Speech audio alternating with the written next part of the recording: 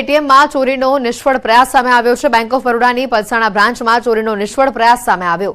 અજાણ્યા સમયે એટીએમ મશીનમાં ચોરીના ઈરાદે તોડફોડ કરી સાયરનનો વાયર તોડીને ચોરી કરવાનો પ્રયાસ કર્યો હતો। ચોરીના પ્રયાસની આ ઘટના બેંકના સીસીટીવી કેમેરામાં કેદ થઈ છે। પલસાણા પોલીસે સીસીટીવીના આધારે સમગ્ર મામલે તપાસ હાથ ધરી છે।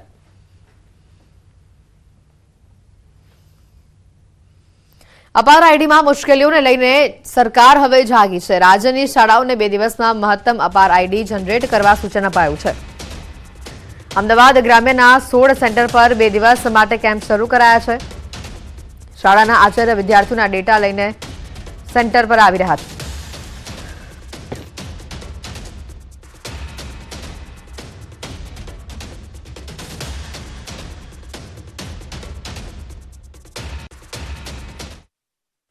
સેન્ટરો તૈયાર કરવામાં આવ્યા છે, જ્યાં તમામ શાળાઓના આચાર્યો વિદ્યાર્થીઓની યાદી સાથે ત્યાં ઉપસ્થિત રહેશે।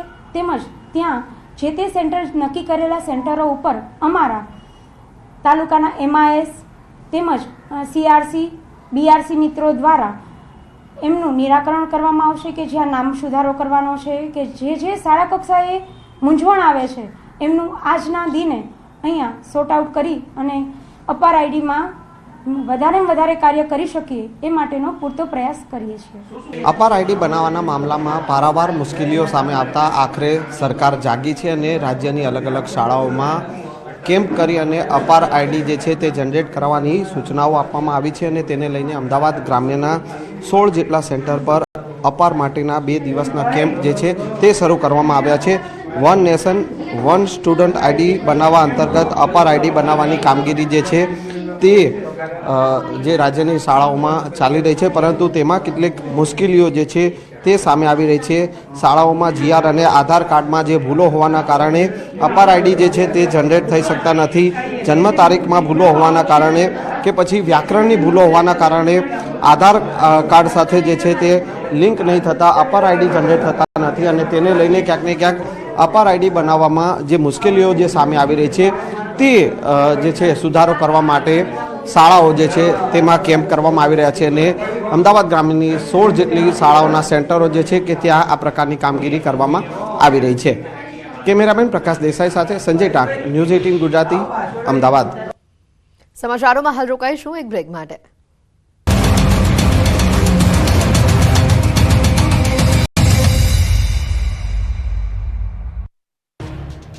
હવામાન નિષ્ણાંત અંબાલાલ પટેલે રાજ્યમાં ગાત્રો થીજવતી ઠંડી પડવાની આગાહી કરી છે। અંબાલાલ પટેલના અનુમાન પ્રમાણે આગામી 72 કલાકમાં કાતિલ ઠંડી પડી શકે છે। ઉત્તર ગુજરાતના મહેસાણા, બનાસકાંઠા, સાબરકાંઠા સહિતના વિસ્તારોમાં કાતિલ ઠંડી પડવાની શક્યતા વ્યક્ત કરાઈ છે। અંબાલાલ પટેલની આગાહી પ્રમાણે 23 ડિસેમ્બર બાદ રાજ્યમાં હાડ થીજવતી ઠંડીની શરૂઆત થશે। જોકે 16 થી 22 ડિસેમ્બર વચ્ચે ઠંડીનું જોર ઘટશે। રાજ્યમાં વાદળછાયું વાતાવરણ સર્જાશે તો દક્ષિણ ગુજરાત અને સૌરાષ્ટ્રના કેટલાક વિસ્તારોમાં ગરમીનો અનુભવ થશે અને ગરમીનો પારો 31 ડિગ્રી સુધી પહોંચી શકે છે।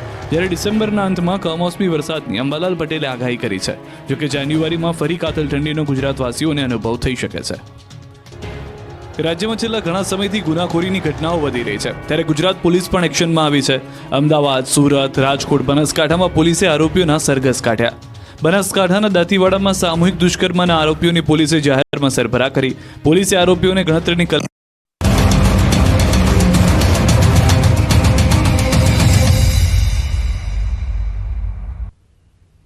બ્રેક બાદ આપનું સ્વાગત છે। પાટણની ઉત્તર ગુજરાત યુનિવર્સિટી ફરી એક વખત વિવાદમાં આવી છે। યુનિવર્સિટીના હોસ્ટેલ રૂમમાં રાત્રે ખેલાડીઓ દારૂની મહેફિલ માણતા ઝડપાયા છે। પાટણના જીમખાના ખાતે ગુજરાત સ્ટેટ બાસ્કેટબોલનું જે આયોજન કરવામાં આવ્યું અને જે માટે ગુજરાતના અલગ અલગ જિલ્લાઓમાંથી ખેલાડીઓ ભાગ લીધો। આયોજનના ભાગરૂપે યુનિવર્સિટી હોસ્ટેલમાં વિદ્યાર્થીઓની રહેવાની સગવડ જીમખાના દ્વારા પરમિશન લઈ કરવામાં આવી, જેમાં રોકાયેલા ખેલાડીઓ પૈકી કેટલાક ખેલાડીઓ હોસ્ટેલ રૂમમાં દારૂની મહેફિલ માણતા જોવા મળ્યા। દારૂની મહેફિલ માણતા હોસ્ટેલના રેક્ટરે જોઈ લેતા આ રેક્ટર સામે પણ દાદાગીરી કરાઈ હોવાનો આક્ષેપ કરવામાં આવ્યો। આણંદથી આવેલા નબીરાવ દારૂની મહેફિલ માણતા પકડાતા પોતાની લક્ઝુરિયસ કાર રેક્ટર પર ચડાવી દેવાનો પણ પ્રયાસ થયો હોવાનો આક્ષેપ છે, જે બાદ રેક્ટરે બૂમો પાડતા અન્ય સ્ટાફ આવી જતા નબીરાવ ત્યાંથી ભાગી ગયા હતા, ત્યાં પકડાયા હતા અને જે બાદ બી ડિવિઝન પોલીસ પણ સ્થળ પર આવી પહોંચી હતી। જોકે હજી સુધી આ બનાવમાં કોઈ ફરિયાદ નોંધાઈ નથી। રેક્ટરે દારૂ પીધેલી ખેલાડીઓ વિરુદ્ધ લેખિત અરજી પણ આપી હોવાની માહિતી સામે આવી છે। આ મામલે ન્યૂઝ 18 પણ સવાલ કરી રહ્યું છે કે શિક્ષણના ધામમાં આ પ્રકારના દ્રશ્યો કેમ? દારૂ મહેફિલ પકડાઈ જતા હજી સુધી કેમ ફરિયાદ થઈ નથી?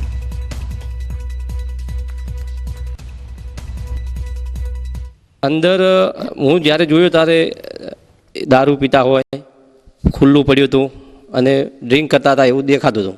બધાય બેઠા હતા ને વાગતું હતું અને ગ્લાસ હતા એમની પાસે અને જે એક વ્યક્તિ હતો તો ફૂલ હતો, એને જે મારી જોડે ઝપાઝપી કરી. હું મારી બાજુમાં ઓફિસ છે, ઓફિસ તરફ જતો હતો ત્યારે આ ગાડી ભાઈ પાછળથી ફૂલ સ્પીડથી હંકારી અને મારી ઉપર એમને પાછળથી મને મારવા માટેનો પ્રયત્ન કર્યો અને હું સદનસીબે બચી ગયો.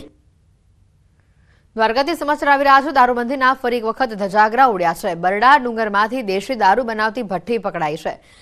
દેશી દારૂની ભઠ્ઠી પર પોલીસના દરોડા સામે આવ્યા. પોલીસે દરોડા પાડતા 3 આરોપીઓ ત્યાંથી ફરાર થયા. પોલીસે ગુનો નોંધી આરોપીને પકડવા તજવીજ હાથ ધરી. બરડા ડુંગરમાં આવેલા કહારિયા તળાવની બાજુમાં દારૂની ભઠ્ઠી ચાલતી હતી.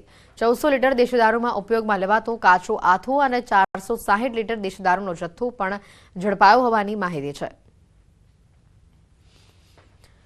જે રીતે વિગતો આવી રહી છે દ્વારકાથી, તો મોરબીથી પણ કંઈક આવા જ દ્રશ્યો સામે આવ્યા. હળવદમાં ઝાડી ઝાંખરાની વચ્ચે દેશી દારૂનો અડ્ડો પકડાયો છે. પોલીસે સ્થળ પરથી 3600 લીટર દેશી દારૂ બનાવવાનો આથો, 100 લીટર દેશી દારૂ અને એક બંદૂક જપ્ત કરી છે. પોલીસે દારૂના સેમ્પલ લઈને દારૂના આથો અને દેશી દારૂનો નાશ કર્યો હતો. સાથે જ આરોપી દંપતીની ધરપકડ કરાઈ છે.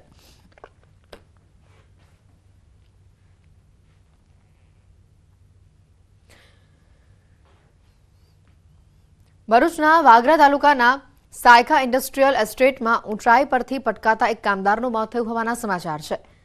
દત્તા હાઇડ્રોકેપ નામની દુર્ઘટના બનવા પામી છે. આ કંપનીમાં પતરા ફિટિંગનું કાર્ય ચાલી રહ્યું હતું અને આ દરમિયાન શેડ ઉપરની લાઇફલાઇન પર સેફટી બેલ્ટ લગાડવા જતાં 30 વર્ષીય કામદાર નરેન્દ્રભાઈનો પગ લપસી ગયો હતો. ફાઇબર સીટ ખસી જતા તે નીચે પટકાતા તેઓને ગંભીર ઇજા પહોંચી હતી. ઇજાગ્રસ્તને સામૂહિક આરોગ્ય કેન્દ્રમાં સારવાર માટે ખસેડવામાં આવતા હાજર તબીબે તેઓને તપાસી મૃત જાહેર કર્યા હતા. ત્યારે કામદારના મોતને લઈને હાલ કંપનીમાં કામદારોની સેફટીને લઈને સવાલો ઊભા થઈ રહ્યા છે.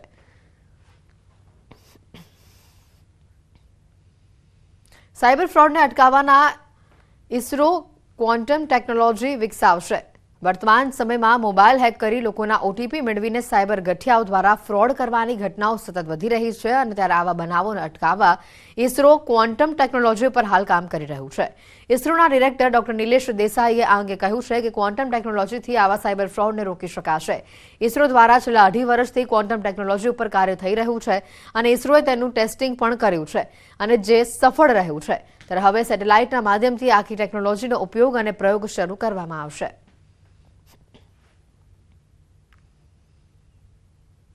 આજની તારીખમાં આ નવી ટેકનોલોજી છે, પણ અમને પૂરી આશા છે